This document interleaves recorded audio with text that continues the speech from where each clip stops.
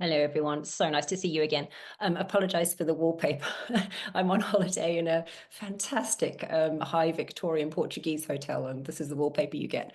I'm going to be very informal because this is a novel about what families can stand and what families can't stand, partly. And I don't think my family would have stood me writing a formal lecture for you. So you're going to get my thoughts slightly more improvised than normal.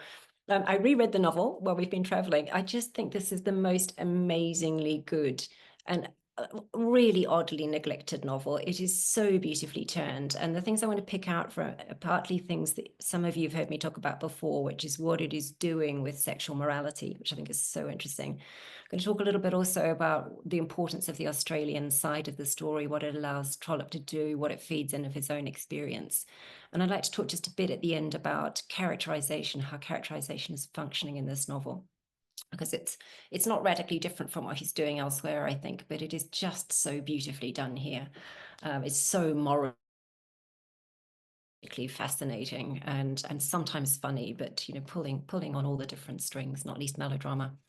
So some words first about sexual morality. Some of you heard me talk at the Trollope and Women conference in Oxford a couple of years ago, was it, Dom? About Trollope and his annoyance, really, that he wasn't allowed to test Victorian sexual mores as much as he sometimes wanted to. And the test case that I used for you then was his 1861 series of 3 short stories, which he tries to place first in the Cornhill magazine, edited by Thackeray at that stage. They're turned down, the first of them's turned down, and he then publishes successfully the first 2 in the London magazine, well, successfully in that they're placed, but public outrage at what he's doing in terms of representing especially women whose sexual behavior is very, very outside the boundaries of normal English middle-class propriety. The outrage is such that the editors have to turn around and say, no more of this, please, and the whole thing comes to a close. So this is 1873-4, isn't it? 7-8, and the volume comes out, the full volume comes out in 79. It's just that much further on in Victorian discussions about what is and isn't allowable in sexual morality. So not least you've had John Stuart Mill and the whole debate around the subjection of women. But Trollope clearly feels at this point that he can put certain things in front of his readers that he wasn't able to do that 15, 16, 17 years ago. Everybody zones in on bigamy in this story and the risque subject that is bigamy. And it is a really interesting topic to think about, not least in terms of what we don't really know about how extensive or otherwise practices of bigamy were when people were leaving England, moving to other bits of the colonies or other bits of the globe, and where their behavior in those other parts of the globe was not readily scrutinized by the old parish and city systems they'd left behind. So if you've ever watched the British series of programs, Who Do You Think You Are?, you would have noticed that the bigamy plot, the dad went overseas and years later everyone finds he's had a completely separate family, is a recurrent, genuine historical story that comes back there. I think social historians' understanding is that it happened quite a lot, but we don't really have, by definition, any good statistics on it. So the bigamy plot is certainly interesting, and it sets all sorts of deep worries about trustworthiness and about what should be allowable and what shouldn't be allowable in a young man's history, how far we can allow to a young man in the way of sowing his wild oats and not. But actually, it seems to me not really the most scandalous thing that he's playing with. The really scandalous thing here is said several times in the novel, never really dwelt on, and it's the one thing that John Caldigate doesn't tell his wife, and that is that he hasn't just flirted with Euphemia Smith, if that is really her name. He hasn't just made a promise of marriage or toyed with the idea of marriage or, willingly written down what her name would look like if she was married to him. He has lived with her. And that's a sort of aporia. So it's a gap in the novel's plot. We see him at the point where he joins up with her in Australia. We see her entertain him in her hotel room, most risque moment probably, but we don't really see, we just have reported to us that he has, for some undisclosed period of time, actually lived with her. So you have a plot that in some ways is quite surprising, got past the Blackwood's magazine unofficial census desk, if you like, but it does. It's late enough in the Victorian period for it to get through, and it fascinates people. So the pressure that comes back then in the family situation is ostensibly the big legal question of bigamy. And of course, that's where the detective plot goes. It's where the sensational element is, the sort of high stakes drama. But it seems to me really that the most shocking thing that he's putting in front of you is the question of whether a young man, when out of sight and to that extent out of mind from England, might have a sexual history that involves some period of living with another woman as his wife, and then come back and resume a life and live as a good moral man in England. Let's see what your questions are and how you felt about that when we came to it, but it does strike me as a really significant thing to test out in the morality of this novel. It's of course not, it's a plot others had handled before, but they've handled it differently. So compare it, for example, with Jane Eyre, where you also get a bigamy plot thwarted, where you get a man who's lived with a mistress, but it's not in the same spirit, I think, of having a young man come back to England and try to resume a life that is in good moral standing. There is some very interesting writing about this novel and Trollope's Australian experiences. Much of it has to do with money and the way in which he is thinking about the relationship between English landed old money and the new money made in Australia in the gold mines from roughly 1851 onwards, in which what happens when the young men who are not making it easily in England and then go out to Australia to try their luck is not just what's so obvious in this story, which is it is a matter of like it's sheer contingency, whether you strike a vein of ore and keep your money and come back and make it good, or whether you just are one of those many people who never strike good at all. It's that it ties those two things together. Trollope's constantly making you think about the extent to which the English financial system is actually being propped up by these injections of new raw ore from Australia especially, but of course you could also tell similar stories if you were to look at South Africa, other bits of the empire, but those are the most obvious too. Some of you I know will have read Australia and New Zealand and the other book on Australia, North and Southwest Australia, where Trollope is fascinating about the degree to which these young men, there's a particular story he tells about a young boy that he meets in Australia in the gold mines who is educated at the same school as Trollope's sons, and has gone out there. He's soft, as Trollope calls him. He's got all the good manners, all the expectations of his upbringing, but he's living in this life that strikes Trollope as so extraordinarily coarse and, in class terms, degrading. So Trollope finds him eating a soiled piece of boiled beef, out of a frying pan. All his clothes are gone to pot. If the man gets ill, there's no system around that will protect him. And Trollope his eye is continually drawn to the way in which the Australian experience hard labor, trying to make good in the most, out of the ground rough manner, the way it really puts pressure on all the external appurtenances of class that normally have so much to do with respectability in England. The other thing that his eye is drawn to there is relevant to Euphemia Smith, but he casts it much more broadly. He writes in Australia and New Zealand about how women in Australia, like the women he had previously met when he traveled to America, have been exposed to a culture in which the old courtesies, the old systems of deference towards women are no longer really wanted by the women themselves. They have a sense of their equality with men. And he's fascinated by, to some extent, he's drawn in the way that John Caldigate is drawn towards Euphemia Smith by a kind of frankness and intelligence, a sort of something he wants to respect in women's desire to be taken on equal terms with men. But he's also kind of appalled. And it seems to me that that's what's lying behind this both touching and sometimes so deeply conservative account of John Caldigate's wife. So that you get the young woman who's really there like a figure out of a Chaucerian morality tale, who is there to be tested and who proves her worth absolutely as John Caldigate's wife. But you can disagree with me here, with very few exceptions. One wonderful conversation in which she really shows a kind of ironic, acidic ability to talk back to him and show him that she's not stupid and that she understands just the full extent of how much he's asking of her.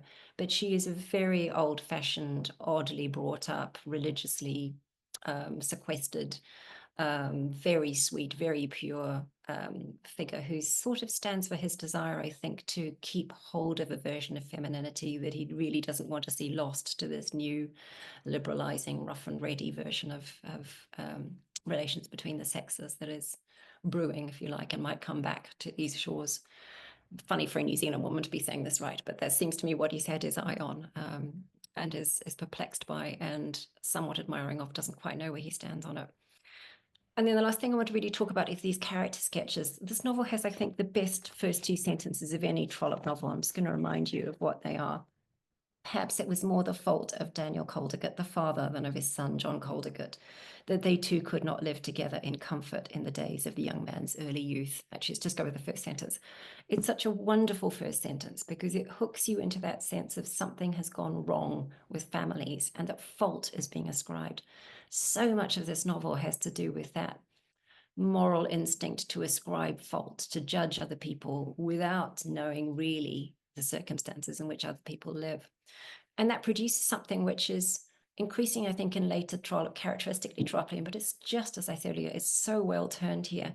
Every time he shifts his perspective from one character to another, almost every time you get this leisurely willingness to recapitulate the plot that you've just had. You know the action, but it's retold to you, often painstakingly, discriminatingly, from the perspective of the next person involved. So, for example, you will go from Daniel Caldigate's perspective to Mrs. Bolton's perspective, and you get exactly the same components of the narrative retold to you, but with all the, in Mrs. Bolton's case, the bitterness, the sort of moral unforgivingness, that unbending, sometimes crazed sense of religious purpose with which she defends what is really at base a very, very simple dyadic passion for her own daughter.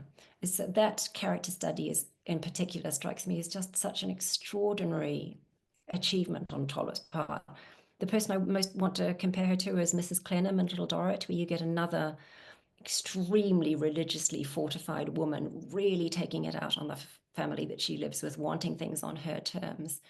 And at the heart of it, the husband in Little Dorrit is dead, but this poor husband just being eroded by the misery of being caught between mother and daughter, both very strong-minded women in different ways, the external world, the son-in-law. And the thing that makes this, I think, such an interesting novel in terms of its treatment of a hero protagonist is that Trollope gives you so many reasons not to really like John Caldigate, as the same reason, at the same time he gives you one overwhelming reason to go with them and see him as a hero, which is that he has the Bildungsroman hero's narrative arc of getting it wrong, making mistake after mistake at the beginning, and then getting himself into a position where he can be self-respecting. But it's made very plain to you from very early on that his forcefulness, his wish to press himself forward to his own advantage, his strong self-belief, his slightly thin handling of the courtesies at times makes him to other people not very likable, even though I think he is to us probably very likable. So that's a kind of interesting balancing act. When you look at them, it's quite late on, I think, that you get that Trollopian subplot of characters, especially with Bagwax. The various figures in the legal plot of the novel and the post office plot especially, who are that sort of very familiar, wonderful sort of secondary cast of characters who thicken out the theatre of it. But my eye goes back really to those really important central characters: Daniel, Mrs. Bolton, Mr. Bolton, the brothers, the sisters-in-law, who make up this canvas of characters, all of whom have a characteristically inflexible, stubborn, sort of set attitude of their own that they bring to this set of very, very difficult questions about whether or not you're going to agree to trust a man when you have no actual access to the evidence in front of you. So I hope that gives you enough to think about. But I'm just going to say a tiny word of transition to Simon's work. I saw Simon's book first at its launch in Leuven several years ago and was completely fascinated. Simon gave a wonderful talk about the principles behind the novel, and I'm sure he'll say something about that now. And sat at his desk and did little cartoons for those of us who are buying the book. So I haven't brought it on holiday so as not to damage it, but I have a beautiful cartoon of a Victorian gent seen from behind my book. One of the reasons I teach it in my tutorials at Oxford and in third year classes that we do on Victorian fiction is because it's a brilliant case of adaptation, being able to bring out in a story things that are latent in it, in the names of places in Australia, the Aboriginal back texture of the novel, but that aren't acknowledged here. And Simon has found, I think, an amazing way of working with his team of collaborators on the adaptation to make the same story ring differently through a different medium. I'll hand over to you now, Simon. Helen, thank you. Is there a seamless transition between us? I've been spotlighted. All right, Helen, that was absolutely marvelous. Thank you very much. I really, really enjoyed that. And I too have revisited the novel, maybe a little more briefly, it sounds, than you have. So I want to speak a little bit about John Caldigate, the novel, from the point of view of an adapter. And as Helen said, one of the functions of adaptation and one of the joys and interests and challenges of adaptation is actually engagement with the source text. And so in adapting, adapting is also reading. Or first it's reading, and therefore I feel that I've engaged with the novel in not just in detail, but also emotionally. And in doing that, I've found myself surrounded by the richly textured world of Trollope's late 1870s. So I'm going to talk a little bit about my approach to making the adaptation. How do you do it is a kind of very straightforward way to start. How do you make a 100-page graphic novel, graphic narrative out of a 600-page Victorian, late Victorian three-decker is a good question. I mean, my approach has been described in adaptation circles, if you like, and certainly comic circles, as fidelity 0.2. Fidelity 0.1 obviously takes the source text as the absolute, again, a kind of benchmark. Not only for what's the word, reproduction of plot, but in terms of reproducing the emotional intensity, the intellectual engagement, and the overall effect on the reader, as a kind of benchmark. The original is aspired to. And my approach to adapting John Caldigate was different to that, although overlaps in some ways, and I'll talk about that a little more in a minute. Fidelity 0.2 means that the text is always in view. This wasn't a version of a bel canto opera set in fascist Italy, for example. This wasn't a radical reimagining. In the sense that I was trying to bump my work up against Trollope's original. Trollope's original is absolutely at the heart of what I've done, and one of the reasons for that is because it's such a rich source to engage with, not to grapple with or fight with, but to work with. So what are the challenges? I mean, adaptation is a broad term, and therefore I think that I need to hone it down a little bit. This was in fact a remediation, and what I mean by that is that adaptations can be text to text, opera to opera, music to music, but remediation jumps media, and that's what my adaptation does. And so it's not text to text, it's text to image. And that's why it's called. Or rather, the title of my adaptation, the subtitle is A Novel of Few Words. So I don't know how many words there are in John Caldigate. Thousands and thousands and thousands. I think there are 6,000 words in my graphic adaptation. I think. Is that right? Yes, probably. So then actually maybe fewer. No, that's not true. It's going to be fewer. Anyway, it's a novel of few words. So it's a novel in the sense that it aspires to the status of adult fiction, i.e. Trollope's novel. It's a literary adaptation, but there aren't many words in it. So what does that mean? It means that I have to show things rather than tell them.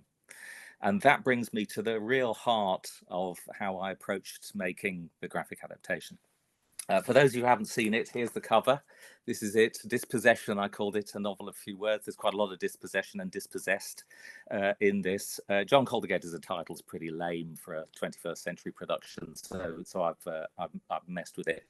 And for those of you who haven't seen, let's have a look. It follows a kind of it follows a kind of regular pattern in terms of its mise en page, how the thing is designed on the page layout, but it also follows a fairly regular pattern in terms of the mise en scène, the scene setting, and I'll get to that in a moment. So for those of you who haven't seen it, here it is. So yeah, showing, not telling. I'm going to get back to that maybe. Actually, I'll return to that. I've got a list now of things I need to return to. The easy bit in terms of adaptations is the story. Editing a story to focus attention on some parts, transform some parts, and ignore some parts is, in a sense, the easy part. And so even if I'm telling about telling, making an adaptation rather than a remediation, as well as showing rather than telling, I have to sort out my story. And of course, I've done a number of things which we can talk about, and I'll mention what they are because some of them are quite radical in terms of Trollope's story, and there are reasons for each of them, which and some of them are more interesting than others. So there are two friends of Caldigate, family friends of Caldigate, who I allied as one family, and so everyone in there are two families, Julia and the other. There's a little bit of a home romance, and they simply become a single family in my adaptation. They're the Shands. The legal and public wrangling that takes up about a quarter of the novel near the end is reduced, Bowdlerized, filleted, in fact. And so all of this notion about the inability to appeal decisions made in criminal and civic cases, because there is no right of appeal in the late 1870s, and that's a big deal. You have to appeal to the Home Secretary and the Crown, and that was very, very fascinating and kind of central in a way. Part of the pleasure of reading the later stages of John Caldigate for a contemporary reader will have been to do with that. But for 21st century readers, who cares? We're not in. We're nobody knows. No one's interested. It's not a big. So the legal and public wrangling is largely gone. There's also mistakes in Caldigate, which are mistakes of similitude. So, for example, I think that the captain of the Goldfinder, the ship, who gives evidence, is in two places at once in the novel. So he both gives evidence in court, and prior he's been stated to have actually sailed for somewhere else already. So he's both at sea and in court at the same time, and that's a classic Trollopian error. Of quick writing and lax editing, no problem with that. So I corrected that. Were Mrs. Smith and Caldigate married? Is a massive question. Yeah, it's a question that I don't answer, but it's a question that I don't think that I'm not sure whether it's answered in the original either. So maybe that's not a change. And then I've made some name changes, and the name changes are to do with reading in the 21st century rather than reading in the 19th century. So Bagwax is not a name that we can use with any, except it seems peculiar and Dickensian, and so in my adaptation, the Bagwax becomes Mr. Fox. Dick Shand becomes Ned Shand. No titters, don't want titters at a particular point, so the diminutive Dick is just not going to get there at all. The major change that I made to the plot is that I added a Wiradjuri subplot, and the Wiradjuri is a language group and a nation of Aboriginal Australians in New South Wales at the time in which Caldigate, and in the geography in which Caldigate is travelling and working, trying to make his fortune. And it wasn't possible, again, for 21st century reader, it's not possible to read a graphic novel set in New South Wales in the 1870s and not bump into Chinese people, Dutch people, mining communities of all sorts, soldiers, ex-convicts, or members of Aboriginal nations. And one of the things that I really did do is that I managed, through great good fortune, to have a Wiradjuri translation made, so that the characters in 1870s New South Wales speak Wiradjuri, the language that the Aboriginal, one of the dominant language groups in New South Wales at that time, which was a really extraordinary thing to try and do. So I'm very happy with that. So those are the changes to the plot, if you like. But then we get to the kind of the more contentious stuff, the more interesting how do you do it stuff, which comes back to this notion of showing and not telling. And so one of my challenges is this notion of what Helen very elegantly calls the aporia, the gaps, the bits that aren't there. The thing about showing stories rather than telling them is that showing is unequivocal. Either you see something or you don't. Even if you're not sure what you've seen it. And that's not the case with text. And so we find, of course, that Australia is this place that folks go where